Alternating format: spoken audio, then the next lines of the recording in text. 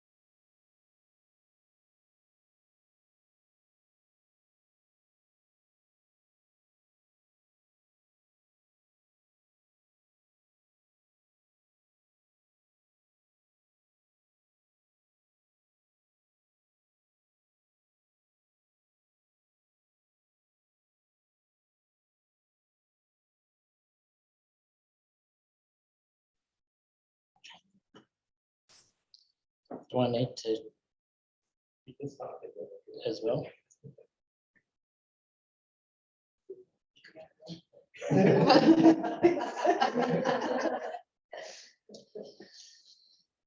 You didn't miss much. I think Sedane's been recording. Yes, I've been recording. Great. Oh, good.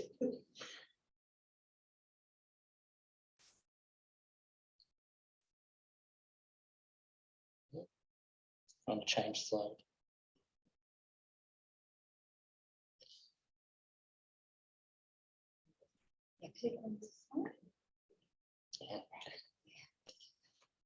Just introducing governance to you of the precinct. In the top are those 10 partners. Of course, UNSW is a founding partner of the Liverpool Innovation Precinct.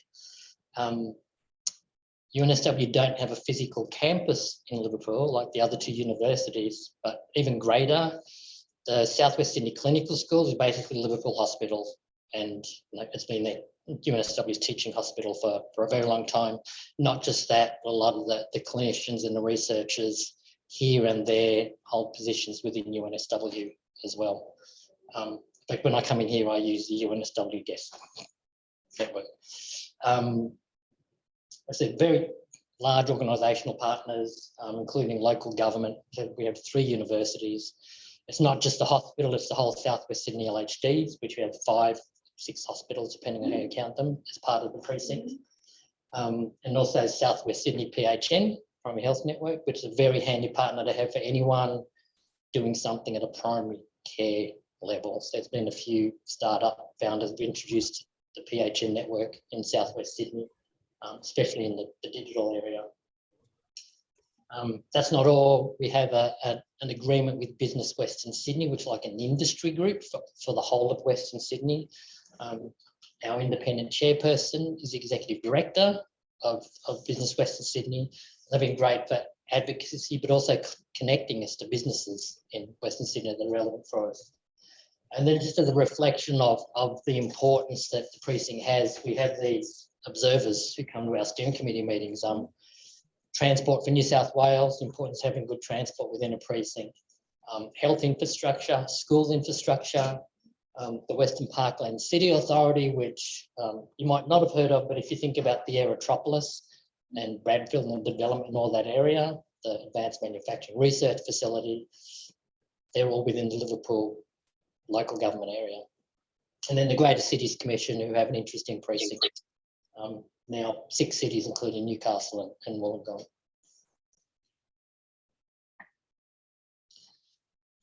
So the red area is the boundary precinct. We're currently sitting in this bit.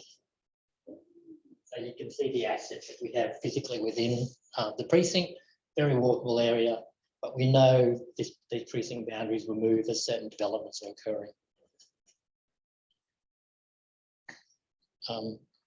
Some of this repeat, I said, the objectives, really leaning on that strength. So we often get people coming to us with technology developments in areas like clean energy, and we don't do anything with those yet, but we kind of know where to point them to. But health research and education, that's where our strength is.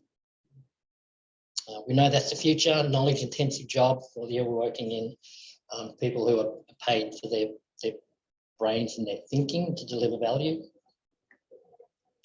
I was talking about before, about those high economic goals, as well as how we do that.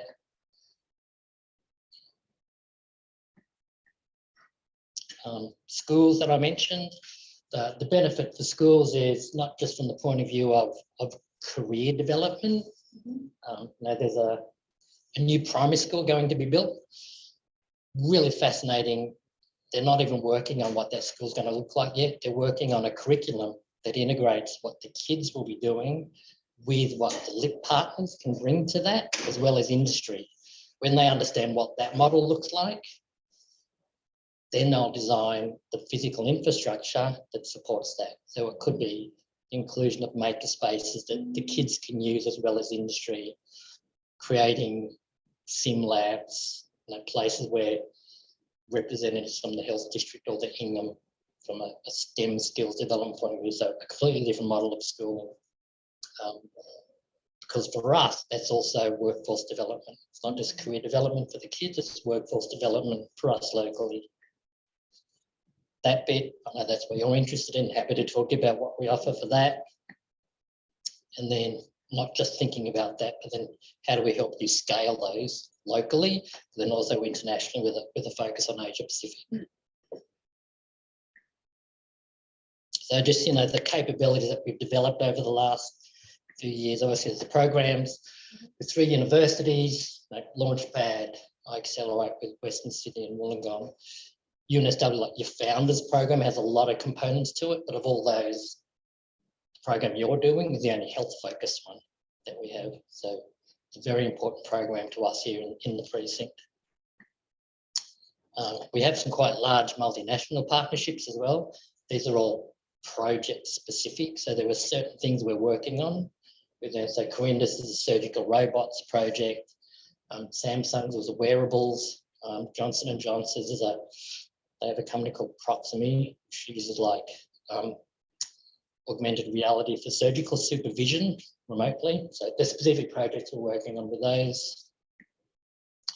What I've just called an ecosystem. So we know, as you know, it's not just what you do from a tech point of view to be successful. There are other capabilities you need, which you don't have inherently. So we have partnerships with 3 VC funds. There's a 4th one, which they don't want us to talk about, but we actually have 4 sources of funding that we can offer up.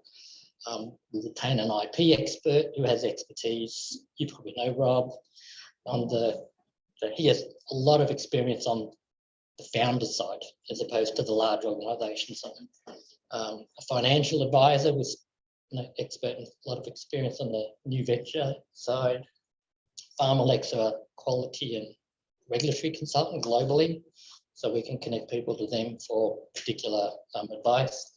The agreement with all those is initial conversations are all funded by us. We support all that, and if there's much deeper engagement, then that's a conversation between you and them, but we'll make that introduction. Cicada, they could probably set up in the programs, but the reason I didn't was we kind of built custom things with Cicada for us. So we can take bits and pieces. So there's not a program, there's certain things that we do. So I've just put them in the ecosystem part now, but we'll have a nice flexible arrangement with them. That says technology development. Technion in Israel, if you're aware of the Technion, look them up, probably got the most number of Nobel laureates, any institute in the world. The Australian-New Zealand BioBridge is a 10-year agreement the LIP has with the CMDT in New Zealand. That's Consortium for Medical Device Technologies, and I'll show you who they are. And ANZLF is Australian New Zealand Leadership Forum, which is a group that connects business and government. And they support the BioBridge, which we've established with the CMDT. Manufacturer is important, especially for medical devices. So only manufacturers with a certain ISO certification, 13485, that you can use for your manufacturing. Starting with WNS Plastics, which are just across the river. We know I've sent about 5 or 6 startups to them, and they help with design input, advice, potentially manufacturing. And we're just looking who the others are locally. You know, Brexit, Roma, if you can also do that. And then lastly, just as an example of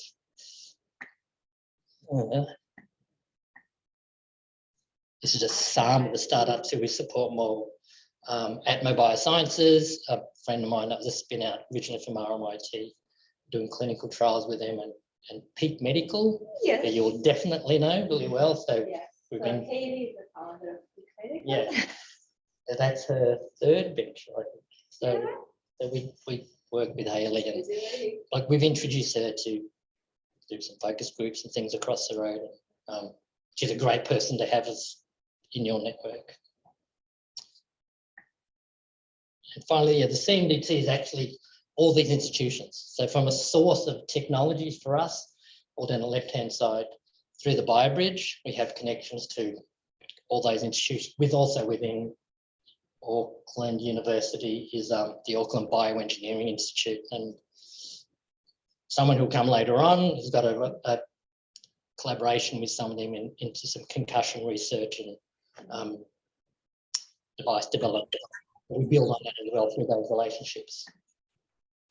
And then finally, just so you know, it's not just here. Liverpool is part of a global Institute of Innovation Districts. We were part of the inaugural group, which was only 10 across the world. And we were the only one in New South Wales, and there were only 3 in the whole of Australia, Tonsley and Melbourne. But that's grown now, which is great because it gives us access to more districts and more knowledge and expertise. So that's the LIP. High-level snapshot. I have a question. Happy to take questions. Can you just walk us through also the profile of the Liverpool and the Western Sydney precinct? Just back to our conversation, what's the population in the area and what are the unique medical and public health needs you are addressing? Really good question, because we have a unique situation in southwest Sydney. So one of the big capability strengths we have is clinical trials. So our executive director of clinical trials came from a very large you may or may not have known one called IQVIA, probably one of the largest in the world. We get a lot of attention for that clinical trials unit because our local population is very diverse. So we have about 150 different languages spoken in the region of a population of, say, a bit over 300,000. That's a lot of diversity in a small space. So that brings a lot of additional value to doing clinical trials locally because you get that diversity straight away.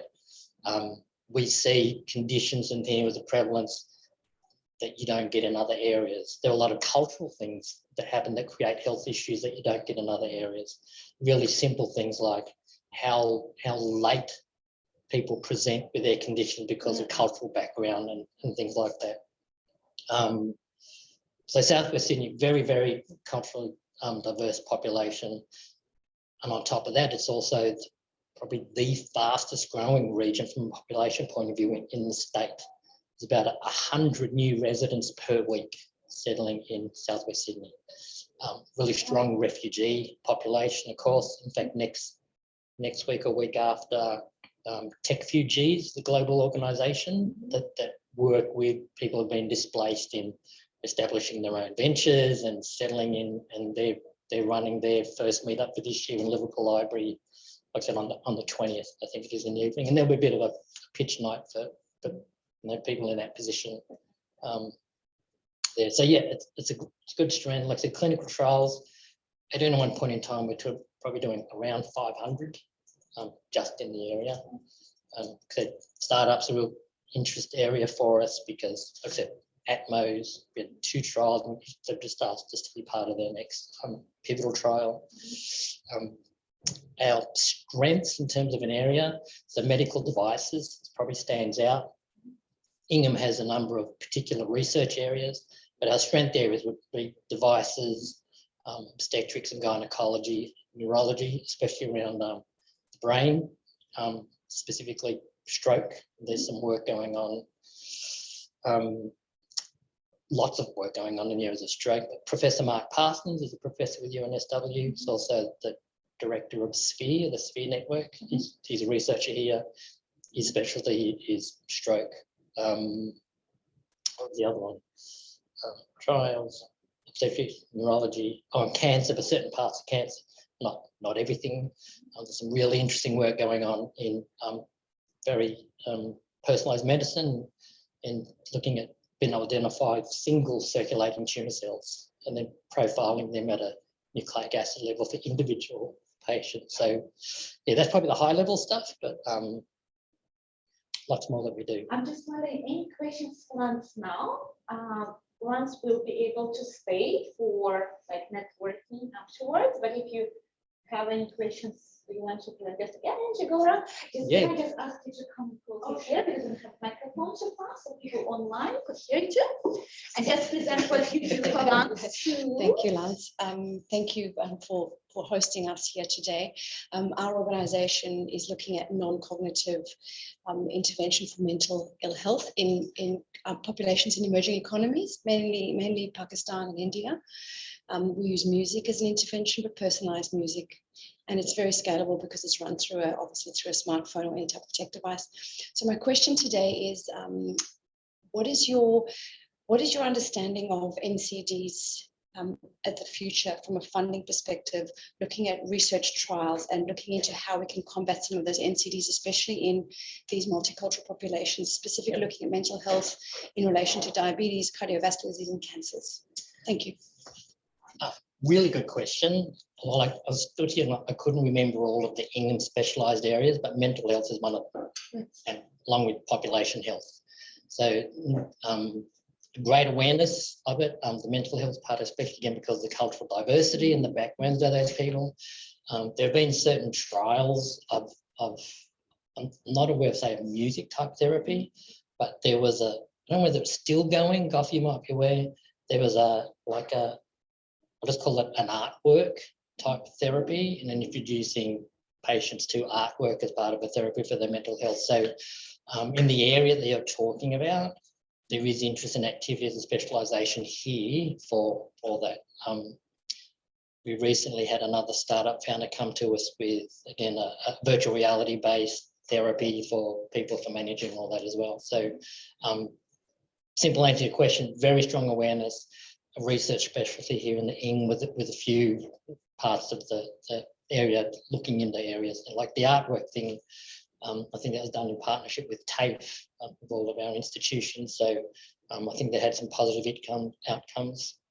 In fact, the chief executive of the LHD is a big fan of developing, it sounds strange, the cultural activities in the area, not just for the entertainment you get out of that, but for the the mental health aspects of just having creativity and those things as part of what goes on in the areas, just as a part of living here. Yes, go ahead. We can ask you to come at front Yeah, so sure. people online can hear you well. And one-liner, when you do introduce yourself to us. Okay, hi Lance. I'm Samir Sinha, and we are Global Medics. So we enable migrant communities to look after their elderly parents in their home country from wherever they are. Oh, right. So it's remote parent management, not just patient management, using smartwatches. Yep. And we've enabled an app that helps local communities to collect patient data and feed it into our system that can then be seen by doctors anywhere in the world. So very keen to understand, I can see connections with Samsung. We're integrating their devices into our system. We have already done it with a few other devices, but not with Samsung. So that's number one. Yep. Number two, this whole migrant community could Yep. be just the kind of thing we might need. So how do we get started? How do we approach you? How do we progress potential partnership or coming here or whatever? Thank you. Asking all the right questions, like someone's clued you up already. Goff has an interest in this area as well. So take on board the focus you have for how you've segmented that. But if I step back at that, that's another telehealth principle.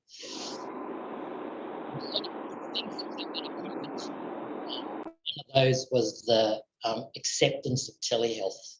As soon as that got reimbursement, it was like, we all know telehealth has been useful for ages, but you just need government to understand that. So we had, you all know through the media how impacted Southwest and Western Sydney was through COVID. Just in this LHD alone, I think Amanda, the chief executive, says there are like about 23,000 patients that we processed through here alone. One of the ways we did that was to develop telehealth platforms. A senior executive in the LHD has approached me about a similar solution which integrates 3 pieces of wearable hardware that they were using through COVID monitoring and how to integrate that into a single data platform. So what you're asking about, we're aware of and working.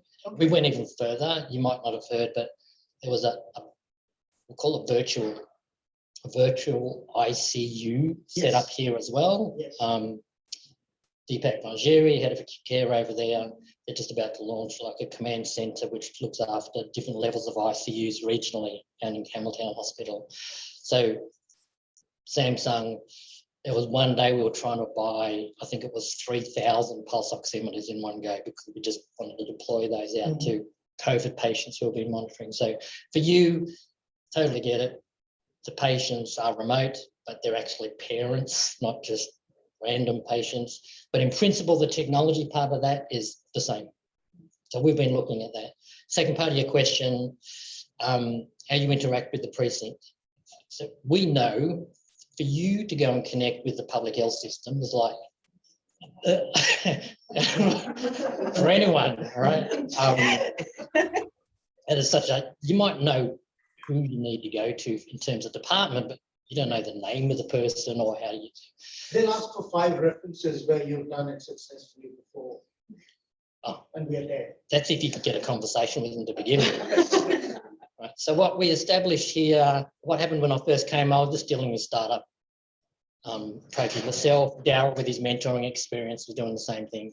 And it actually just got too many for us to handle, to filter them all, because we do other things. So we have established what's called the Commercialisation Advisory Group, or COMAG, which consists of me, Darryl, our research director, the executive director for clinical trials, the director of strategic partnerships, and she's also the profit nursing and midwifery, and another person in partnerships from the hospital. And we meet monthly and we take in all the approaches. So it could be you, or it could be Hitachi or Jake. We don't care who it is, how big or small you are.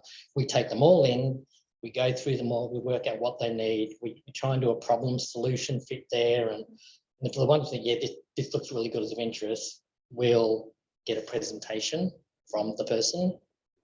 And then depending on how that goes, we'll connect you to who we believe you need to be connected to.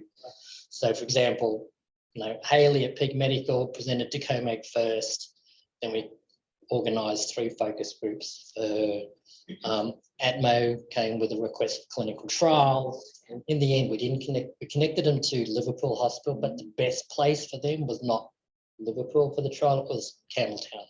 So we'll optimise that solution for you, depending on what you're after.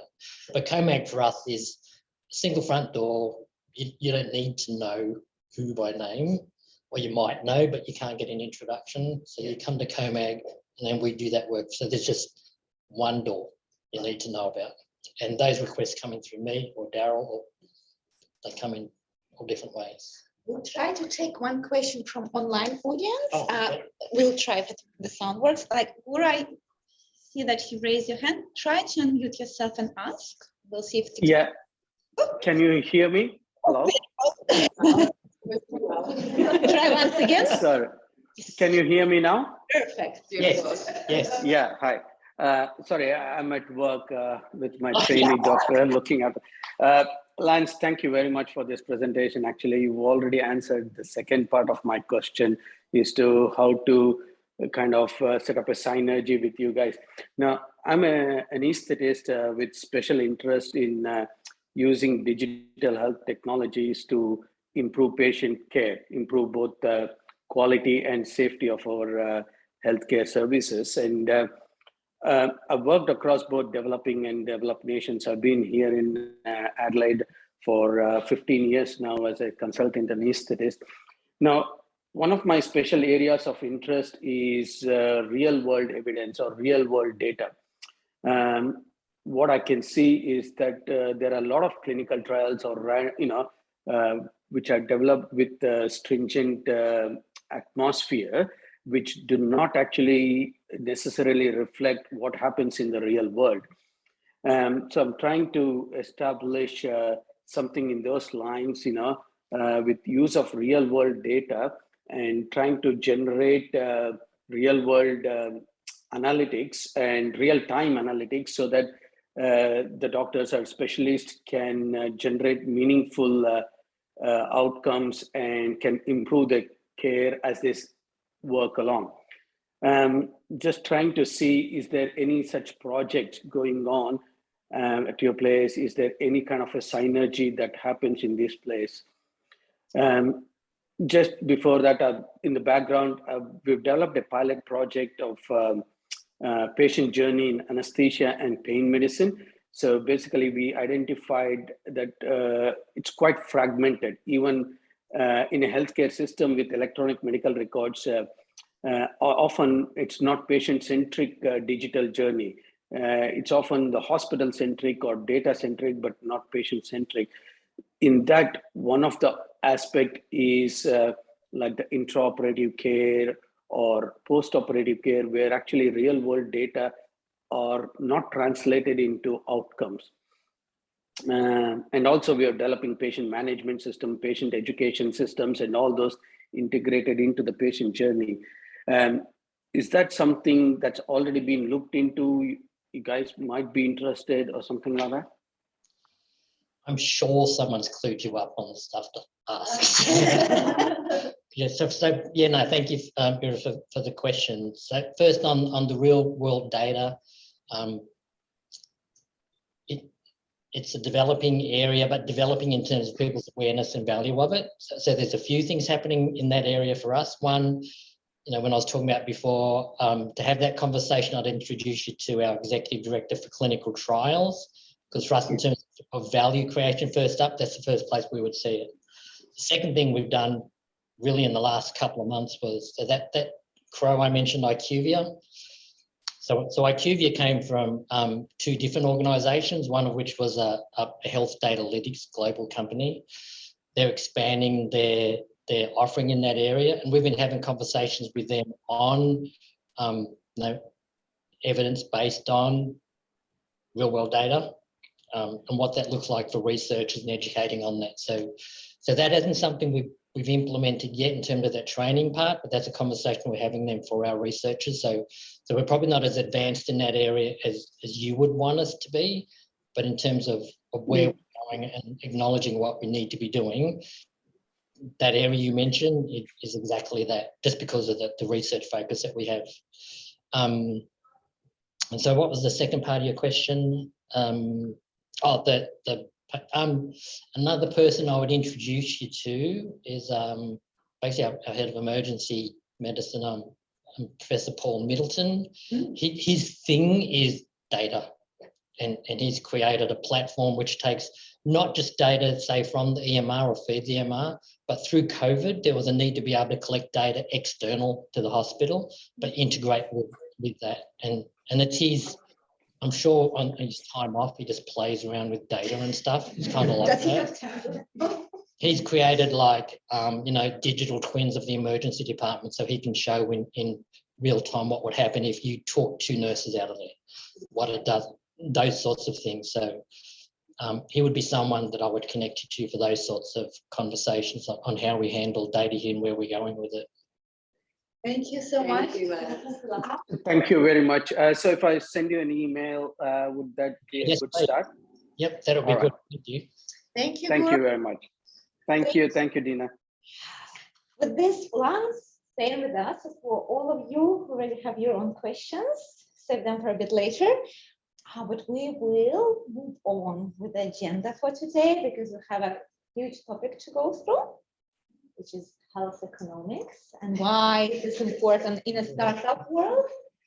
It's just a new language that we are going to learn. I would like to welcome Tom, who will be our, let me see if the slides are all good. Yes, perfect. So please welcome Tom Lang, who is Senior Research Fellow, Health Economics and Process Evaluation Program at the Georgia Institute for Global Health. Tom, really up to you if you would like to know who else is in the room and what kind of profile of innovations, or it's kind of how you integrate it with your presentation, just let us know. Otherwise, we're just really excited about going on the new language and journey of how healthcare is funded, reimbursed, and works. Thank you. Thanks. Thank you for inviting me, actually. I always enjoy presenting to the Founders program. There's lots of very intelligent people trying to make a difference in the world. So as Gina said, I'm Tom, I'm a health economist. So I work at the George Institute. So I've been there for over 10 years. I've done a lot of work alongside clinical trials in lots of different countries, because we work a lot alongside a lot of LMICs. In terms of any biotech trials or any kind of technological trials, I was involved in an interesting one recently, which looked at falls prevention program integrated in New South Wales Health, where instead of having physios come, or people who have had a fall, an older patient had a fall, come and go see a physio and get the care that they need, they actually had a web-based exercise program that they could integrate into their home and just download an app and use that at home. So that kind of showed a better adherence to kind of exercises at home, a little bit more independence, so they didn't have to require help to kind of get to a health facility, and it kind of led to kind of an improved reduction in further falls. Other things the George Institute have done, such as like the polypill, which is combining multiple components of say hypertension drugs. So instead of having 3 separate drugs, they lower the dose and then they combine it all into one single pill. Think of it like a multivitamin. And that's been shown to have improved adherence to the drug, less side effects because the dosages aren't as great. And also it has an economic component, an economic benefit, because it's actually, they're all really cheap drugs. So the cost of producing them are very similar to the actual buying each component together. So, I mean, I'd kind of like to get a snapshot of what people know about health economics, so whether you've done any economics or health economics, or if you have no knowledge at all. This lecture is completely designed for those who have had no, experience in economics or health financing. So has anyone ever had economics training? Yep. Economics or health economics? Well, my degree was economics. Yep. I worked in the farming industry for a long time. So Okay. lots of exposure to Yep, yep. Sorry, this lecture might be a bit boring for you then. Yeah. My PhD looked at economic modeling in Okay. relation to computer neuroscience and psychiatry models. Yep. Because it had a lot more tangibility, and the health economics experience I've had as I spent time at Lugano at first was Yeah. Italian University studying health economics or public health. Yep. Very interesting Yeah. studies and stuff. We had all these international people running big trials for just expensive ones. Well, that's great. And so, So my background is in actual sciences, so we obviously have an economics on with that, but we Yeah. never studied economics precisely. okay, well, no, that's great. So just the background or like the outline of what today's presentation will be, kind of break it up into three pieces. The first bit being just kind of background of Australia's health system and what the financing needs are there. Economic evaluation, or otherwise known as cost effectiveness. That's kind of a term that you might have heard of before. Kind of just the nuts and bolts of what that means and how you implement it and what it looks like in practice. And then the last one would be about innovative models of healthcare, health sector financing. So we're looking at two case studies, one from an LMIC perspective and one from a kind of Australian perspective, so advanced market commitments and social impact bonds. So trying to really change the way that financing healthcare is being done rather than the usual, taxation and, top-down kind of funding models. So just a little bit of a background. If you look at kind of OECD countries, Australia sits quite high as a proportion of GDP, what they spend on health. So close to 10% now in 2022. And that's been increasing over time. And there's lots of reasons for that, aging population, advancements in medical technologies, more expensive. Let's just try to press this one. So Oh, yeah, that sure. it's, maybe not hidden. Will it work? Sure. More and more expensive drugs that are needed to kind of treat conditions such as, cancer. And it's consistent across a lot of these countries where the GDP to health ratio spending is increasing. Clearly there's an outlier with the United States. I don't really want to talk about them, but they have kind of like a fairly broken model of healthcare financing. But, a good comparison would be New Zealand. We both have universal healthcare systems. So we're sitting around 9 to 10% GDP. But what's interesting is that a lot of people perceive health as an essential good. This is something that we all should have access to. We all should have a right to be, to have all the healthcare that we need. But in a way, the way that we spend the money on it, that in terms of the increases, the health to GDP ratio, we kind of treat it as a luxury good. So the more money we have, the more we're willing to spend on it. So it's kind of an interesting kind of dichotomy there.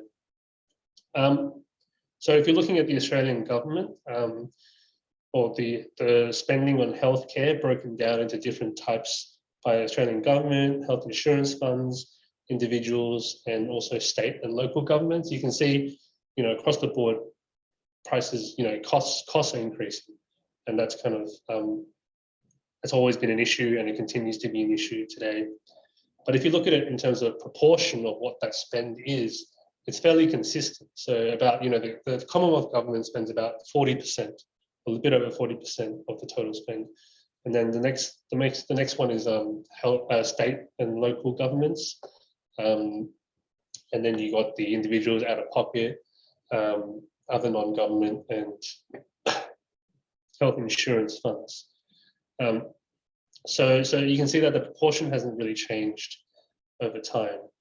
And I don't think it would change, but the story is that costs are increasing over time. And here's a nice diagram of showing where the actual funds flow to. So it's got a Sankey diagram from the IHW, and you can see that from the Commonwealth, the Australian government, most of the money goes towards hospitals and primary healthcare. Primary healthcare being MBS, Medicare Benefit Schedule, and pharmaceuticals.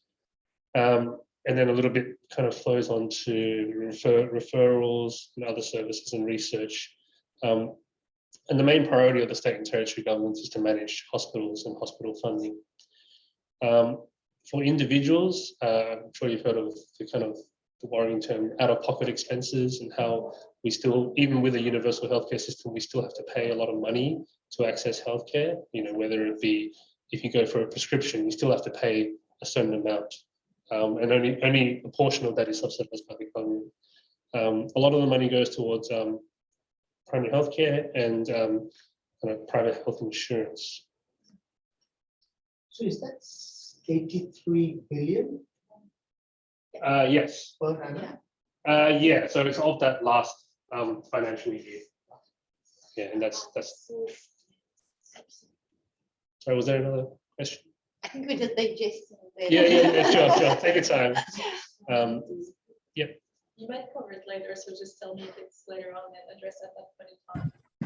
Is there any research that is done in terms of, obviously there are very big gaps in the primary care sector, and at the end of the day, a lot of those are around the referrals and diagnosis tests that is about the patients early on. So when you don't, most likely the cost increases at a hospital level at a later stage. And I suspect you might actually cover it later on in the presentation, but kind of raising that would be of interest to understand what is being done, how much awareness is there, and what type of numbers do we know about this? Yeah, sure. So I'm not sure if you've heard on the news. There's quite a lot being done on what's called low value care. So traditionally, what has been done in Australia is that on the MBS or the PBS, things get put on to what's being funded. So that's and over time, things have just kept getting added onto what the government funds, but there hasn't really been a change in what is no longer considered effective, or whether new interventions and new diagnostics are better than the previous ones, and that has some problems in that, you know, the best practice is needed. So people are still, some doctors or some hospitals are still billing based on old diagnostic codes, and that isn't shown to be kind of best value. And so there's a whole review being done on trying to eliminate that waste, because those diagnostics are considered kind of potentially harmful and also costly. So there's a big push to trying to shift or trying to kind of cut those items out of the MBS and the PBS. So there's a lot of kind of attempt to make cost savings, but in kind of like our experience, a lot of new interventions, new therapies, they often require a bit of cost to replace the old, just because of R&D expenses.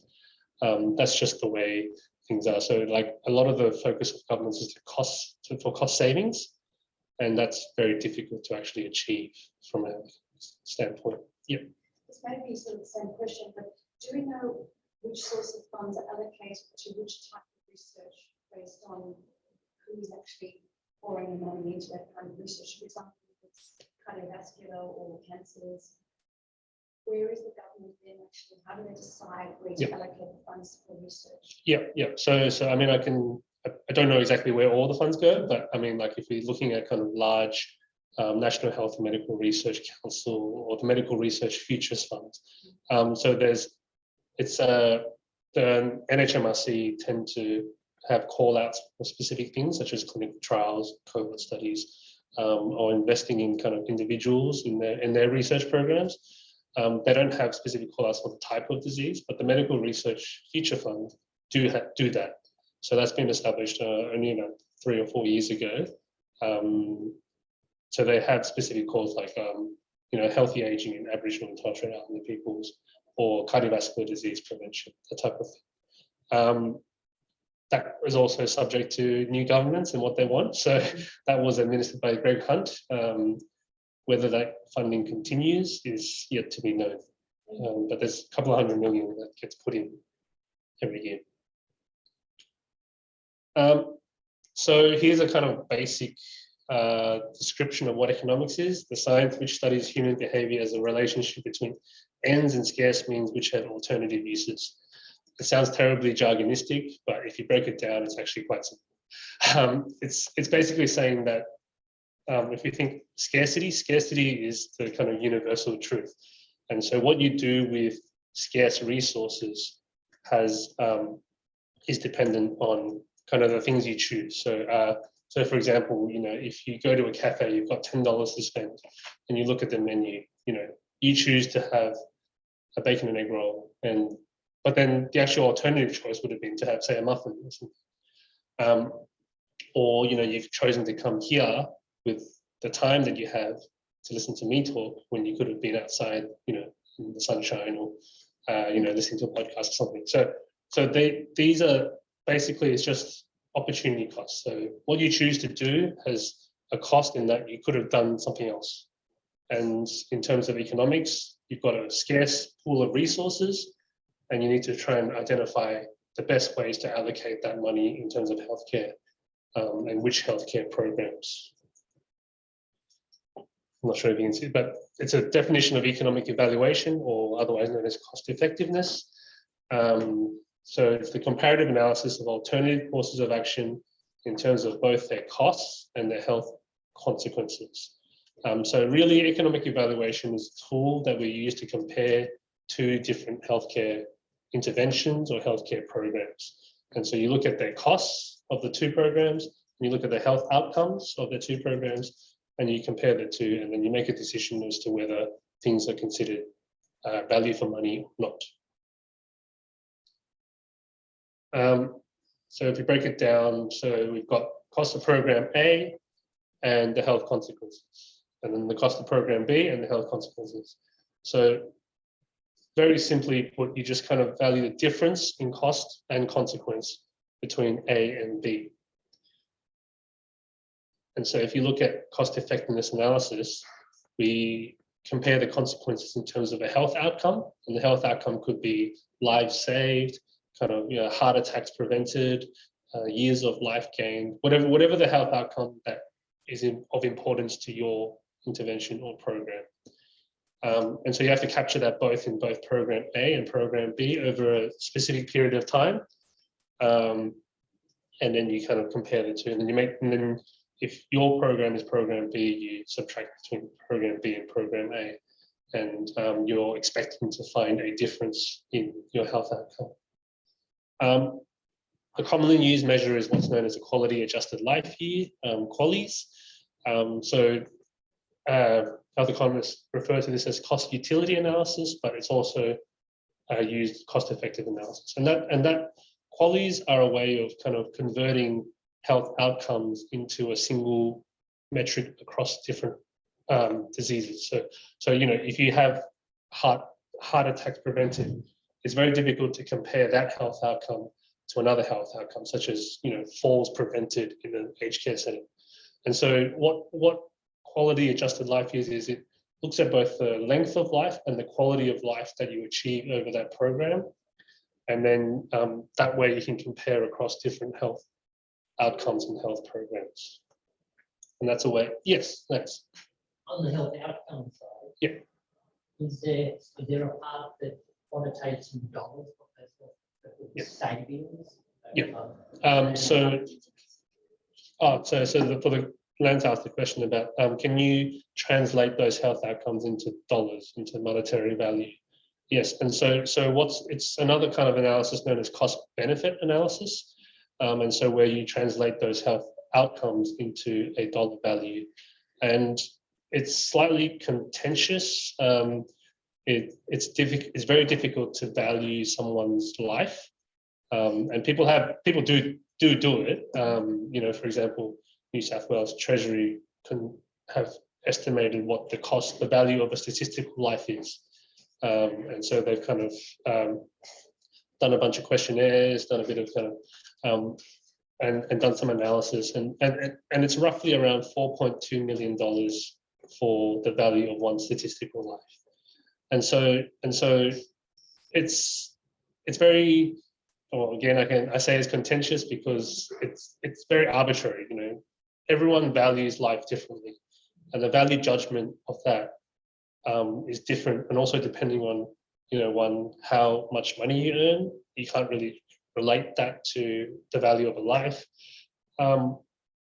and also it just makes things seem really valuable, of a healthcare program. So you're like saving tens of millions of dollars because you saved, you know, a few lives, and that's difficult to kind of comprehend for a lot of people. Sorry, yeah. And in a practical sense, do you face challenges where any program where you would really see the benefits over a very long period of time tend to be disadvantaged? Because obviously you want to eventually put it in place and using that technique, and again, I'm thinking a lot about the primary healthcare sector, which they're often focused on prevention. So if it is effective, you might only see the results in about 20 years time, but you probably don't want to run a pilot for 20 years to decide which program is best. I'm curious to see how you overcome kind of bias and So the question was around how you deal with, say, prevention programs that end up having lots of benefits over a longer period of time versus, say, like a drug treatment, which gives you kind of close to instantaneous effects, and how you actually capture that in health economics. So a lot of the work that I do is that a lot of, say, trials that look at cardiovascular disease, they only focus on cardiovascular risk factors, not actually the outcomes of interest for a policymaker, which is cardiovascular disease events and lives saved. And so you do a lot of modeling. So it's, you know, you extend the benefits of, say, a drug that reduces blood pressure. What does that translate to over 10, 20 years in terms of cardiovascular disease outcomes and deaths? So another thing is, I don't know if you know the term discounting. So it's a thing where you value future costs and benefits to today's terms. And so that kind of, it assumes that we value things more today, and we don't really have, we're kind of a bit myopic in valuing benefits in the future. So we discount the value over time. So that has an implication on prevention programs, because a lot of the investment is considered up front. And so the costs are quite substantial, but the benefits are over a longer period of time. And so when you discount those values, they end up being quite small. And also policymakers don't tend to think beyond 3 to 4 year cycles. So for example, in New South Wales Treasury have a discount rate of 7%. And over time, that's a really, really hefty rate on costs and benefits. And they like to use cost benefit analysis. There's a lot of pushback from New South Wales Health as to what the appropriate discount rate should be, particularly for prevention programs. And they're thinking of, you know, lowering that rate down a bit. But it's always been a tricky issue. Lance, did you have a question? I saw you raise your hand up earlier. It was almost the same question. So it's hard to quantify the likelihood, can quantitate cases for them to reduce treatments. So what's interesting is, so in the context of New South Wales Health, New South Wales Treasury have decided that pretty much all health programs need to be valued in terms of the cost benefit analysis. And that's for their reimbursement or funding, continued funding of that program. There's a lot of pushback because the main metric of New South Wales Treasury on other, like beyond other health, like say transportation, is using cost benefit analysis. And it's tricky in a health setting. So there's other types of analysis that are of importance in a health setting. So looking at different health outcomes, looking at the patient experience, all that is kind of packaged in their submission to New South Wales Treasury. Are there any other questions online or? not at the moment. Okay, cool. So if we look at the costs of program A's and B, they measure the cost in terms of the intervention itself, but also kind of the downstream healthcare. So the cost offsets, what you know is kind of utilizing hospital, utilizing kind of primary care over a longer period of time. And you look at that over time and you measure the difference. So then the comparison is that the cost per health gain is A versus B, or the metric of interest is the cost per quality gained of A versus B. And then that way you can, that cost per quality, so cost to gain an additional quality adjusted life, one additional quality adjusted life year, you can compare that across, all sorts of different programs. And that way you can make a decision as to what to invest in. So for some programs, it might cost them $40,000 to gain additional quality adjusted life year. Others may cost $150,000. Yep. When these calculations are done, do you calculate things like the productivity loss for the carers? For example, if someone has a fracture neck who was living independently, and then someone orders they come up with is that routinely calculated? So the question was about factoring in the cost of carers or productivity loss for people that care for that sick patient. And yes, there's a thing called, say, like productivity loss, as you said, absenteeism. So taking time off work to actually, and you measure that, whether it be like the average wage. So say like you take 3 weeks off work, both the patient and the carer. There are other ways that you can measure where quality of life of the carer is also of importance. But there are things, such as early retirement, taking time off work, being at presenteeism, which is being at work but not actually being productive, but you're still at work. So that's another thing that you can include in your analysis. So we have a question online. Yep. How do you use QALYs to measure the impact of educational interventions and the impact of longitudinal data that may not have a true impact for at least decades? Do you extrapolate based on other similar educational prevention tools or the impact of current data on already known health outcomes and assume it will have similar impacts? Yeah, so good question. It depends on what kind of intervention. So, I mean, I guess if it's an educational intervention on, say, health promotion, you often won't see a lot of benefits in terms of these QALYs until you reach a certain age in life where you start, achieving, like chronic diseases. So you do end up modeling just the costs and then some other kind of qualitative outcomes such as knowledge of these health promotion aspects of the education intervention. But then you'll tend to model out over time to look at these harder outcomes, these harder health outcomes when they reach 30, 40 years of age. So I think that's where you would need to consider multiple health outcomes or multiple outcomes of interest. And then also factor in some of the more qualitative outcomes, such as knowledge and awareness, how much this has reached, how many percentage of the school it has reached, and then also like parents and their knowledge and whether that kind of filters down. So covered a little bit, but QALYs are essentially just a measure from 0 to 1, 0 being death, 1 being full health, and you can be anywhere in between. But you could also be below. There are measurements worse than death. So you could be you could have a negative value, but that's a very rare kind of situation.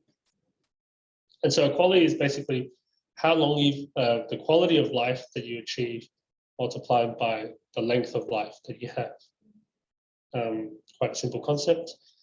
And if you look at it in a diagram, if you compare the red line, which is health profile with an intervention, compared to the dashed line, which is a health profile without an intervention, you can see that the health profile with the intervention, you don't tend to have these shocks which reduce your quality of life over time. You tend to live at a quality of life of 0.8 for 4 years, and then you have some event that reduces your quality of life to 0.5 for the next 5 years. Whereas with the health profile without the intervention, you have multiple health shocks over that period, which reduces your quality of life. And so the difference between the two is the quality adjusted life years gained of that health, of that intervention versus the other intervention. And so if you think about the analysis overall, say we have a treatment A, which costs $800 to implement, treatment B, which costs $500 to implement. So treatment A, whilst it's more expensive, increases life expectancy by 1 year versus treatment B, which increases life expectancy by 0.5 years. So how do we calculate this? So the cost per quality or cost per outcome gain is what's known as an incremental cost effectiveness ratio, or an ICER. Economists love talking in jargon, so I'm just trying to give you as much jargon as possible in context. So the ICER is the cost of treatment A minus the cost of treatment B divided by the health effects or health consequences of treatment A minus treatment B. And so in this example, it's $800 minus $500 divided by the life expectancy, which is 1 year minus 0.5 years, which gives you $600 per life year gained. So it costs $600 for the intervention treatment A to give you that additional life year gain. Question? Right, so I know that from, honestly, my own experience, I could be wrong here, from understanding a lot of the way you work on the ICERs is Yep. based on communicable diseases, right? So you have a lot more clarity, and you may with NCDs, but NCDs that you can actually get your head around, like how many Yep. times they came to ICU with cardiovascular, Yep. blah, blah, blah. Yep. My question is, how do we accurately, as an organization, as a startup like this, try to identify what our ICER would be on something that is a non-communicable disease, that is not necessarily, going back to Gabriela's question, how do we estimate that based on a preventative intervention as opposed to an intervention directly? Yeah, so I mean, what's common practice is kind of estimating when you have an event of a cardiac NCD, and then you have a loss in quality of life. So it kind of goes back to that. Yeah, it's correct. Yeah. And then so like this is where it's kind of quite important to know when the timing of the event happens, because that affects your quality of life and that affects your total qualities gained. So we could look at, for example, in the of absenteeism, time of work. Yep. Time in hospital. So this Yes. would be one way to cross it. Yeah. Yeah. So I mean, in the academic literature, there are lots of systematic reviews or meta-analyses of these quality of life effects on specific conditions, diabetes complications, mental health. So that could be a good starting point of where to identify what the quality of life detriment is. Yeah. Just going to comment to answer this. There is a lot of stuff in the literature about equalising the disease burden across all different types of conditions. So we've got burden of disease index. It's got heaps of data sitting down there about the whole of any condition globally. So yeah, maybe you'll find lots. Thank you. Thank you. Yeah, so they also have good data visualizations on the GBD. So, but from memory, you work in a lot of low and middle income countries. Is that right? Yeah. So I mean, what I will say is that the GBD look at DALYs, which is disability adjusted life year, which is slightly different to the quality adjusted life year, just in the way that it's measured. And traditionally, DALYs are more used in low and middle income country settings where there isn't the research done to kind of estimate qualities. But in, say, like Australia or England, it's regulatory supported to use qualities, not DALYs.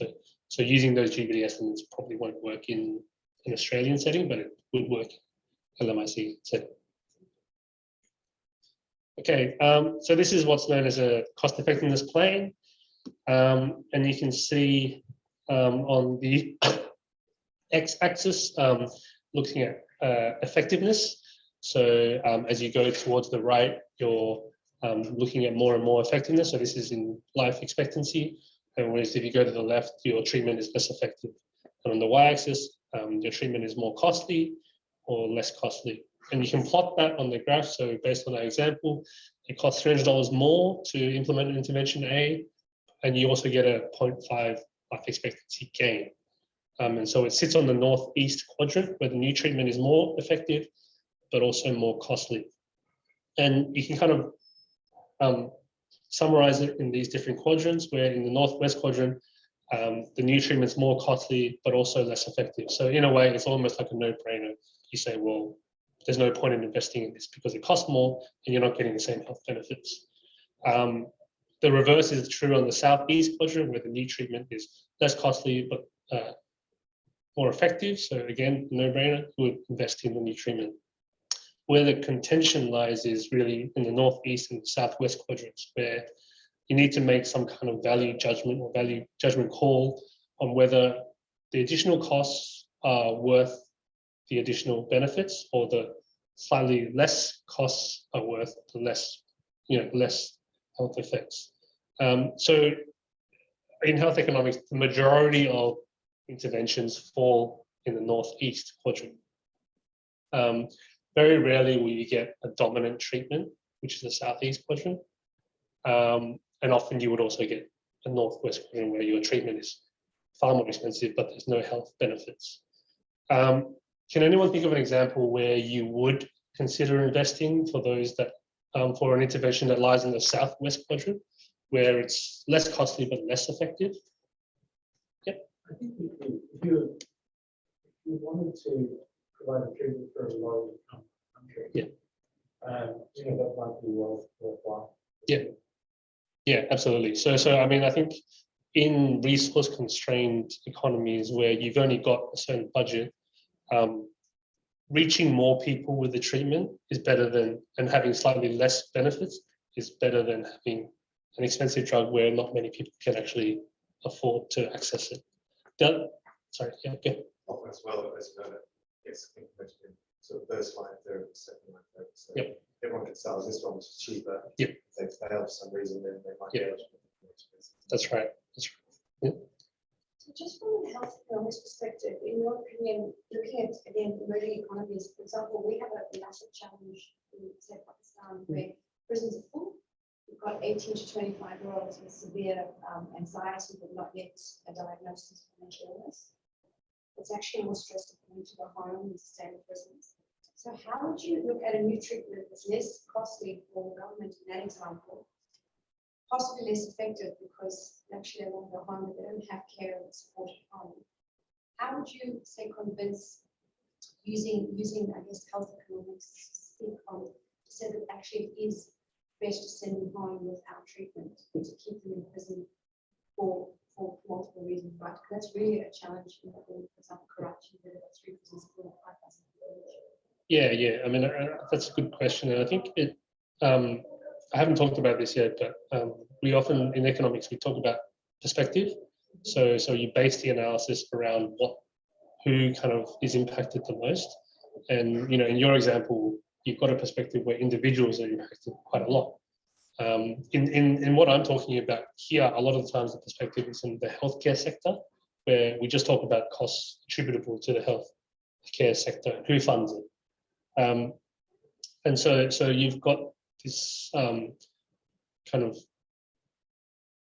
you've got multiple areas of conflict where you have to try and estimate the cost to the government, to the individuals, and what that means. And so I would try and present it in separate ways, like the impact on individuals and their homes, of being incarcerated versus not being incarcerated, the additional cost on like the government for funding the prisons, and so that, I would try and break it down like that. But it often, like a lot of times, I would also say that decisions are often made not purely on economics. It's a lot of it's kind of policy or kind of media, or things that kind of gain traction beyond economics. So the kind of multi-million-dollar question is, what's cost effective? How much is society or government willing to pay for one additional quality adjusted life year? So in the example of UK and the National Institute of Clinical Excellence, they have an explicit threshold where it says £30,000 per quality adjusted life year. If it's above, it's not considered cost effective. You won't fund it. If it's below, you would fund it. In Australia, for the PBAC for drugs, they have a sort of implicit threshold based on kind of retrospective analysis that it's around about $50,000 to $70,000 per quality. We don't actually know because a lot of the information is kind of behind closed doors, but that's roughly what you would kind of estimate. In low and middle income countries, the WHO have kind of suggested a 3 times per capita gross national income. That's fairly controversial. They walked back from that and suggested that maybe you need to present it in terms of different levels of cost effectiveness, and what's considered cost effective at different values. Having said that, a lot of countries do still tend to use this threshold, for example, China, but a general rule of thumb is that if it's 1 times per capita gross national income, it's very cost effective. But if it's 3 times, it's kind of borderline. But again, it's also down to each individual country and what they consider value for money. So if we look at an example in China, it's about $26,000 Australian dollars converted per QALY for 3 times national GNI. It's not actually an evidence-based threshold. It was just some regulator decided that this was what's considered value for money. Again, it's very contentious. There are cases where these thresholds are not used. So like it's like the rule of rescue in Australia, where if there's no other drug that in existence that can provide the benefits that that drug does, then you would be able to fund it for a much higher cost per QALY. So for example, say like a rare cancer where there's no other treatment available. They are thinking about having different thresholds for different things, but it's not exactly clear what that means. So we just have a quick question online.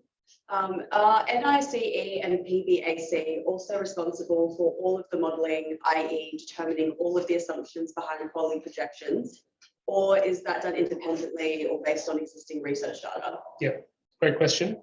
So for example, PBAC, it's often a drug company that provides a submission to the government. And so, I mean, I'm sure that's what you've done for a lot of time. And so there's strict kind of guidelines as to what needs to be presented in terms of cost effectiveness, the level of effectiveness, the data that you've got in terms of randomized clinical trials, how that can be applied to an Australian setting.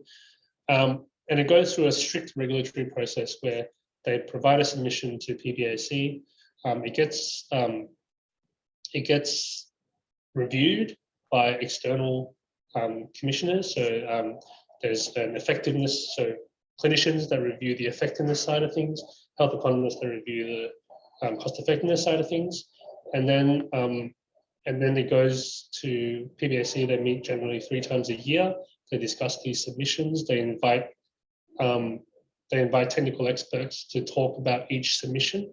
So I've been fortunate enough to be invited to talk to some of these submissions. And then, so like as my role as a guest discussant, I talk about the pros and the cons of the assumptions made around the modelling, whether they actually hold true in an Australian setting, I mean, not trying to be a bit cynical here, but at the end of the day, a lot of drug companies need to want to see profits on their R&D, and so they'll always try and pitch the cost effectiveness to be roughly around $50,000 per QALY. And so the regulatory body will try and kind of find some of those assumptions made and question those.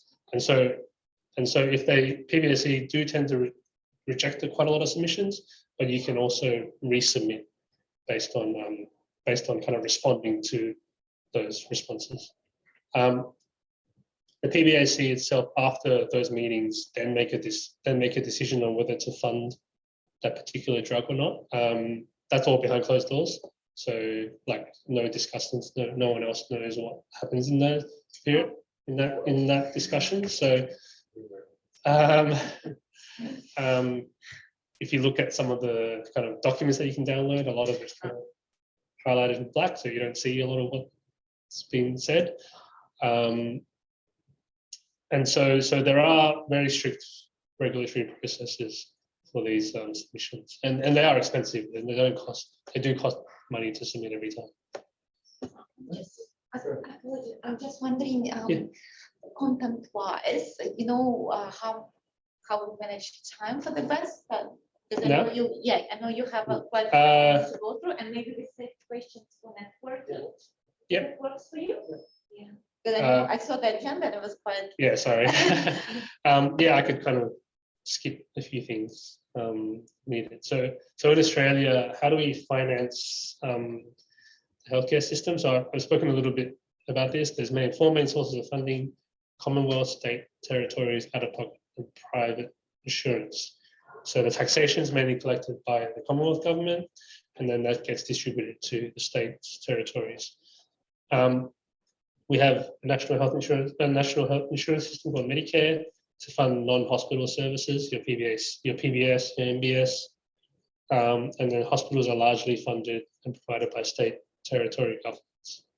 The problem with this kind of fragmented kind of healthcare system is that there are issues there that can lead to kind of cost shifting. So the state territories go, well, this isn't my problem. We're trying to shift it to, because hospitals are their kind of main remit. They go, oh, what are ways that we can kind of shift out of hospitals into primary care? And then that becomes the Commonwealth government. We don't have to deal with it from a budgetary perspective. And there are other barriers to kind of coordinated care. So historically, the distribution of how to kind of apply resources was based on like a population number, slightly adjusted for the need of that area. And that was kind of adjusted by age, sex, your standardized mortality rates, or whether you're Aboriginal or Torres Strait Islander, the proportion of people that are Aboriginal or Torres Strait Islander. And so there's a COAG agreement in 2011, which used activity-based funding. So basically, you get reimbursed for every activity that you have in the hospital. And so it's kind of a national-based system.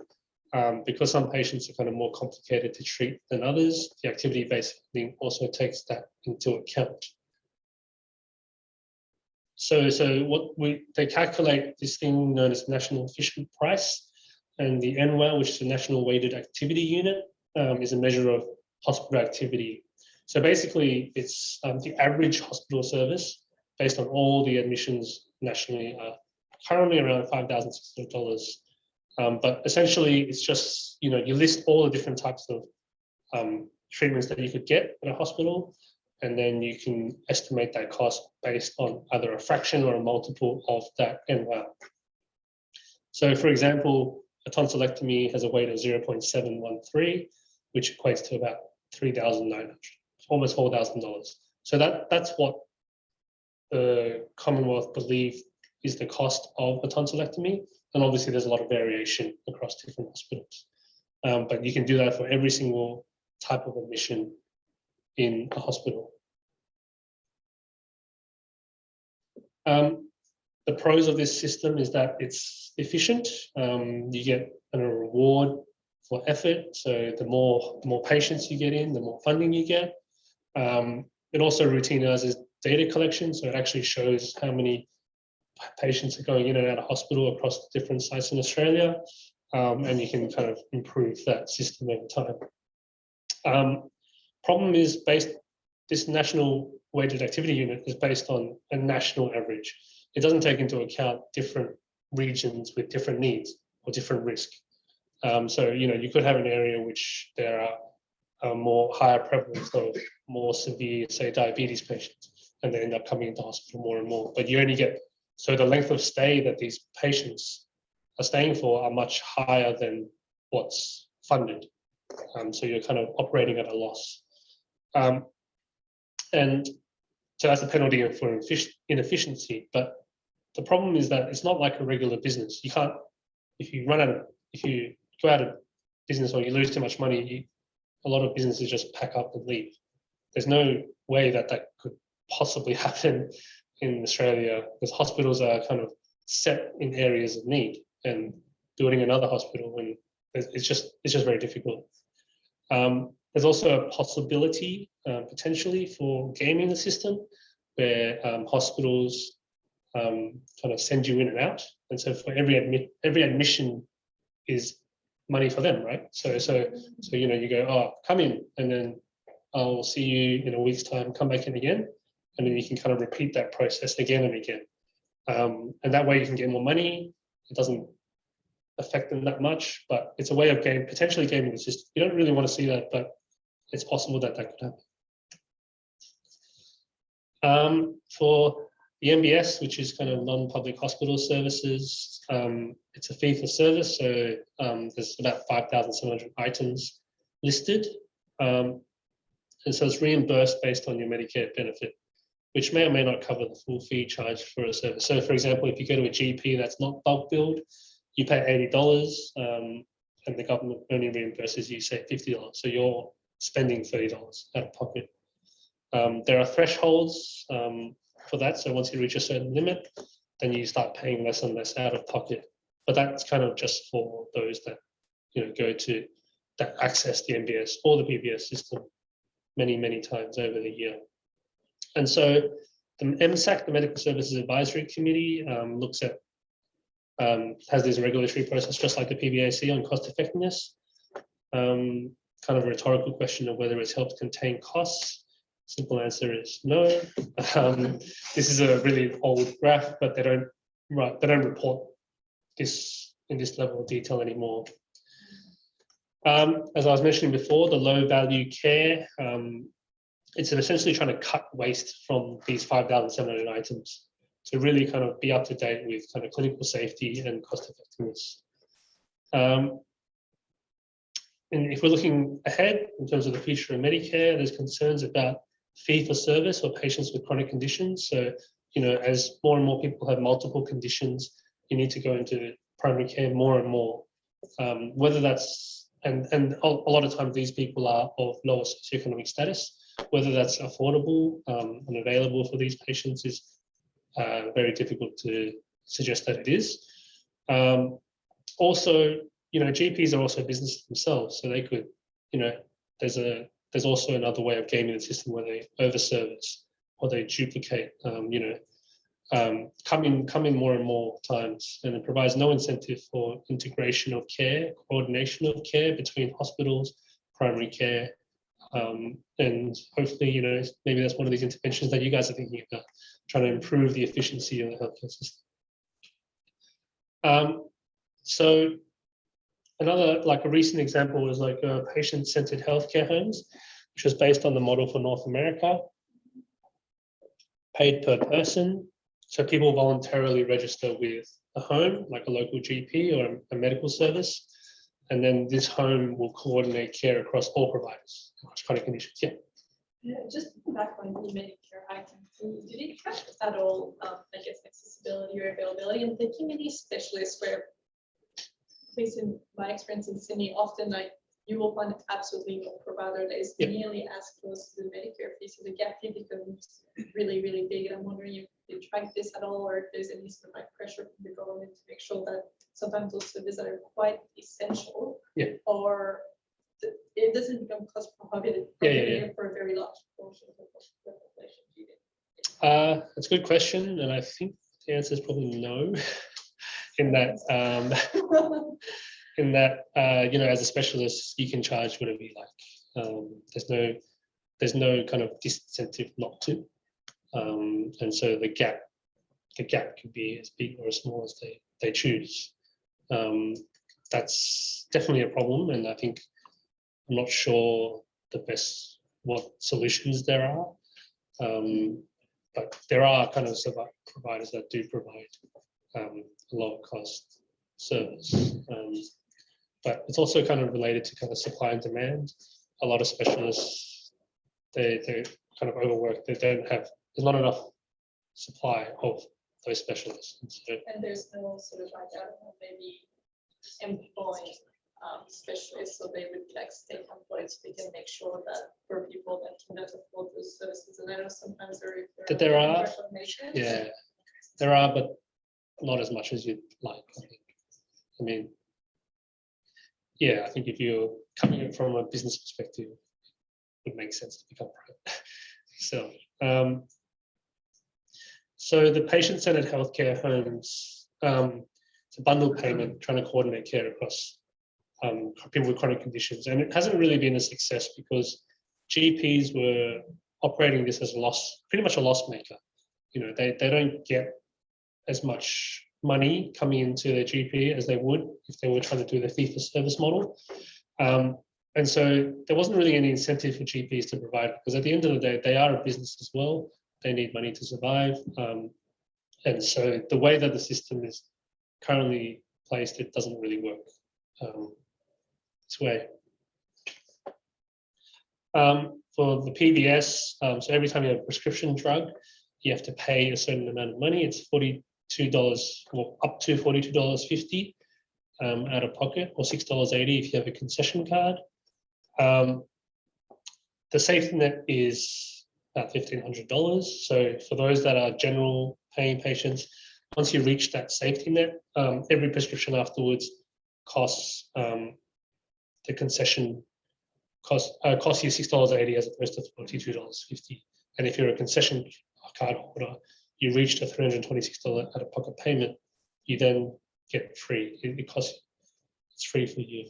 Another rhetorical question hasn't. Yeah, answer is pretty simple. No. In terms of private health insurance, I'm sure you've read the news where people are kind of a bit outraged by the rate of premium increases every year, how much people are paying for the amount of services that they use in terms of health insurance. So if you look at this kind of historical figure, prior to the introduction of Medicare, private health insurance was very, very, as a proportion of the population, very, very high just to get the adequate care they needed.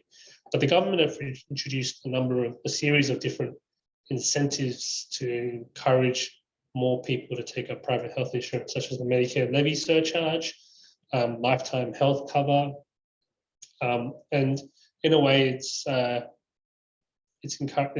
you know, we're sitting at almost 50% of the population that has private health insurance, and really, there's been a bit of a backlash around it because of the amount of people that are paying to provide the cover for the rest of the population with kind of chronic conditions. So, like, I think I would say that if you're, you know, under 30, healthy, probably don't need to have private health insurance. You could probably pay for the service that you need and it will cost you less. But it becomes a different story once you start earning a certain amount of money, you reach a certain age, and the lifetime health cover and the Medicare levy surcharge come into play.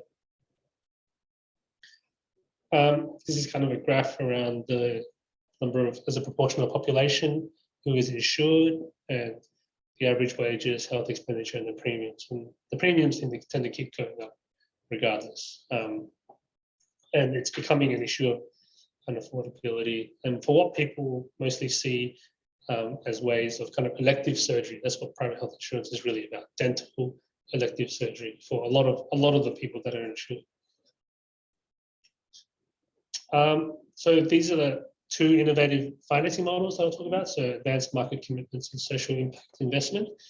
So the AMCs are traditionally used for neglected diseases. And the purpose of these is that these diseases are kind of mainly in the low and middle income country setting, and they kill over like 5 million per year. But from an industry perspective, like a drug provider perspective, they're not going to get a lot of money by providing these drugs to these people because these drugs are expensive. You won't be able to charge the same amount as you would in an advanced economy, and so the profit margins aren't really there. And there's been a kind of real challenge of providing these essentially cheap life-saving drugs to low and middle income countries. And so this is a way of providing a contract to overcome some of these market failures. Like industry doesn't really want to spend 10, 15 years spending all their money on R&D and then not getting a return on investment of that product.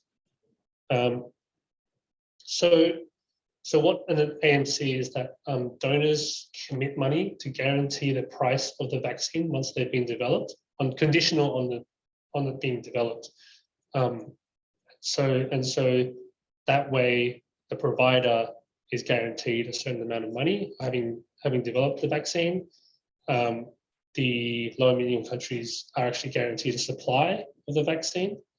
And that way it kind of overcomes those barriers to development between the drug company and providing it to LMICs.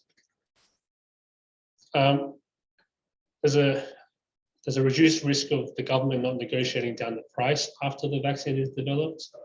And it ensures that cost-effective vaccines enter the market. So an example is from Gavi, the Gavi Alliance for Pneumococcal Disease in 2009. So they partnered with the World Bank, WHO, UNICEF, 5 national governments, and the Bill and Melinda Gates Foundation. And they committed to a price of $70 per dose for pneumococcal vaccine in industrialized countries, but for the AMC, it's actually $3.50 for these developing countries.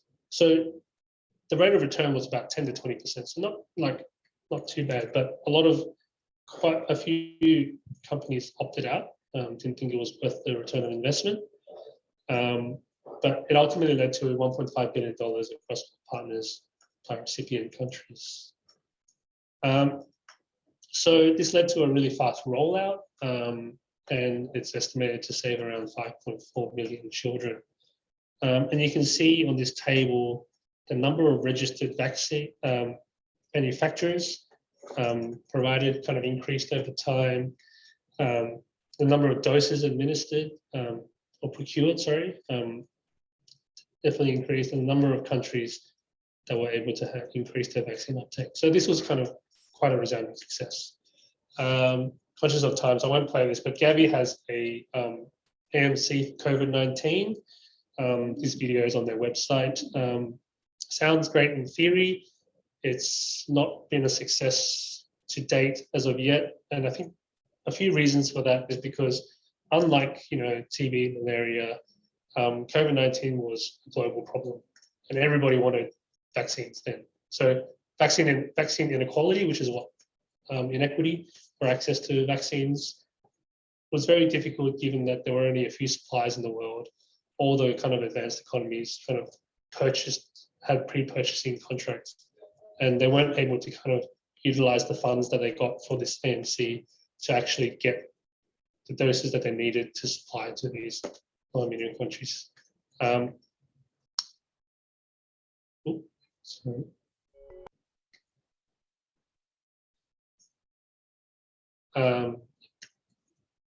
So another way, social impact bonds. It's a way of financing health and social programs. So what it does is that it requires investment by kind of outside providers or the government, and that would only get paid out if they achieve the outcome that they said they would. So the bonds are purchased by private investors. The returns are paid by the government, subject to future cost savings. And so that's a third-party evaluation. And what that enables is that new money or private capital from outside private investors really offsets the risk of the government forking out this money on the risk that it may not return the benefits. It's been used in other settings, but only like a small foray into health and medical research. So in the case of New South Wales Health, the NEPIN pilot, Uniting Care Parenting Program to support families to avoid children being put into out-of-home care. So it achieved what it set out to achieve. It restored 130 children to their families, prevented 47 children entering out-of-home care, and the restoration rate of 61% over 3 years, compared to a baseline of 21%. So they achieved a return of 12.2%, and that got paid out by New South Wales Treasury to the bondholders. So a kind of graphic is that the investors spent the money to invest in the NEPIN trust. It achieved the results, and once it achieved the results of cost savings, the government would then invest, would pay that money back in terms of that markup. There are two new social impact bonds, and there's similarly, they expect cost savings through reduced hospitalizations through mental health and chronic health conditions. So in summary, health economics, we're always talking about scarcity, how to best use the resources that we have to achieve the best gains in healthcare. And we use cost effectiveness. And yeah, so thank you for listening to me. Really enjoyed talking to you all. Do you have any questions? Firstly, thank you so much. Thank you. Each year I listen to this presentation, and each year I'm still shocked by the stats that he gives, and each year they just become the line of expenditure just goes this way. Would you be able to stay for one-on-one questions, or sure. I'm just mindful we've been sitting for a long time. Everyone wants to move around a bit, and we do have more served. Also mindful of people online. If anyone of our online guests have a question, please do jump in now, because we will address some other questions in one-on-one manner during networking. So any other questions in the chat? And also, Sidonie put a link to the chat for anyone joining online. Just please, if you can spare 30 seconds and provide feedback on the first 2 weeks of the program, would be really, really grateful. And we'll share the link with all of you now. We do just have a question that's just come through. Yeah, perfect. Is the social impact bond program applied by New South Wales government ad hoc for projects, or based on some criteria linked to this? Is this likely to become a big new funding source, or just being piloted? So I think it's ad hoc, and I think it's a decision based on what they expect to see in terms of cost savings. But I guess if you think about what really can be achieved in terms of, it's a bit prohibitive in terms of they expect to see cost savings, and that's quite difficult to achieve. And so that you're probably looking at kind of areas of chronic conditions or mental health, or multi-morbidity. So that may be the constraint in terms of what the government wants to invest in. But it's physically not that many. No. Kept going. No. Yeah. So I think it's a new kind of model that is They're kind of gaining trying, traction. yeah. Any other questions online? Regarding the patient-centered health foundation, has Australia done any cost analysis? The reason I ask this is because a lot of our clients actually is in this area in America, and he's even talking about what is Australia doing. Why has the uptake been so slow with us? Is it a cost thing, or is it a population cultural move? Yeah, I mean, I think it is dependent on the way that the health system and the reimbursement of health care is done is different in North America versus Australia. And so like the way that in Australia, it kind of falls to the burden falls on the GPs to really then try and manage their conditions. And so they don't really have that support that they do in North America to have that kind of multi-dimensional help for these people with chronic conditions. And so it's like the GPs ended up spending a lot of time like doing it themselves, but they weren't getting a similar kind of payout, I suppose. That's financial reasoning as opposed to Delhi's intake. Yeah, I think it's a financial reason. I don't know if there's an economic analysis done in the North American setting, but I don't think there's. I know people that are working on the analysis now for New South Wales. But, so it's being reevaluated, and could it be relaunched or something? But it wasn't quite successful, I heard. No, but yeah. Inside story. Yeah. Mildly put. Yes. And that take was very low, right? For the healthcare form. So it's because it's a risk for a GP. You don't know who you will end up with, and you're given the same pool of money. But if we know like health profile between suburbs, if you take 1,000 very healthy people in Muslim, and you take 1,000 people very culturally diverse, like let's say area where it's hard to service, it's a completely different profile. So GPs are. Thanks for break. Thank you so much. Thank you. Thanks.